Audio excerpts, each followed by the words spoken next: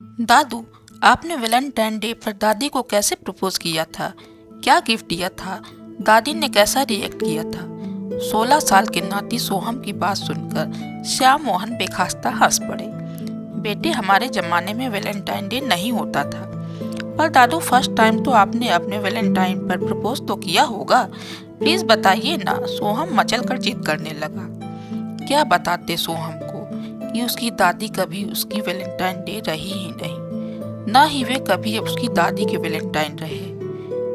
फिर भी दाम्पत्य जीवन के 50 वर्ष बड़े ही सफल बिताए उन दोनों ने।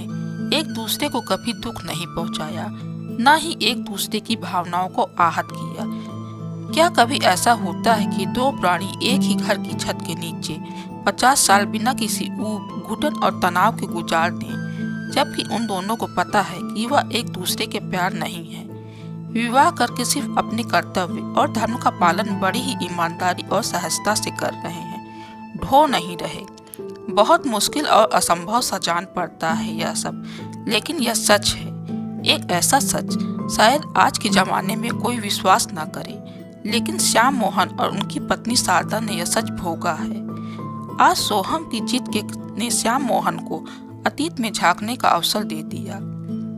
श्याम मोहन अपने घर काम करने वाली बाई की खूबसूरत बेटी रानी से बेइंतहा मोहब्बत करते थे। पिताजी से कहने का साहस नहीं था उनमें, या यूं कह लो वह इस बात को भली भांति जानते थे। पिताजी यह कभी मंजूर नहीं करेंगे कि शहर के नामी वकील के इकलौते बेटे की शादी एक काम करने वाली बाई की बेटी से हो। वह परिचित थे अपने पिताजी के जिद्दी स्वभाव से। इंटर पास करते ही उनका रिश्ता शारदा से पक्का कर दिया। वह मोह बने रहे। विवाह की पहली रात को पूरी ईमानदारी से शारदा को सब सच बता दिया।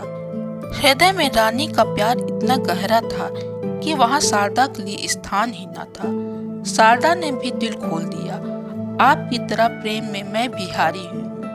मेरे मन में भी सूरज भान के प्यार की जड़ें इतनी गहरी हैं कि वहाँ किसी अन्य की कल्पना भी नहीं कर सकती।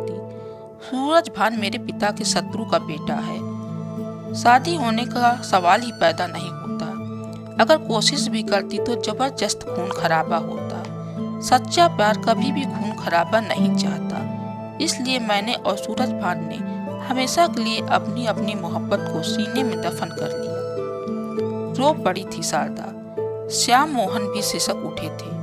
देर तक एक दूसरे को सांत्वना देते रहे थे, क्योंकि दोनों की मनोस्थिति एक सी ही थी। दोनों ने अपने अपने प्रिय को खोया था। 3 महीने और साल गुजर गए।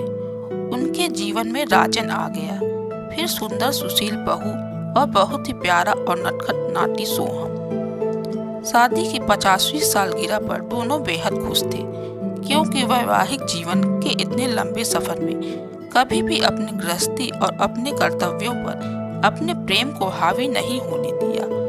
अपनी पाक मोहब्बत को दिलों में सहेज कर रखा था दोनों ने। किसी भी तरह की आंच तक नहीं आने दी थी।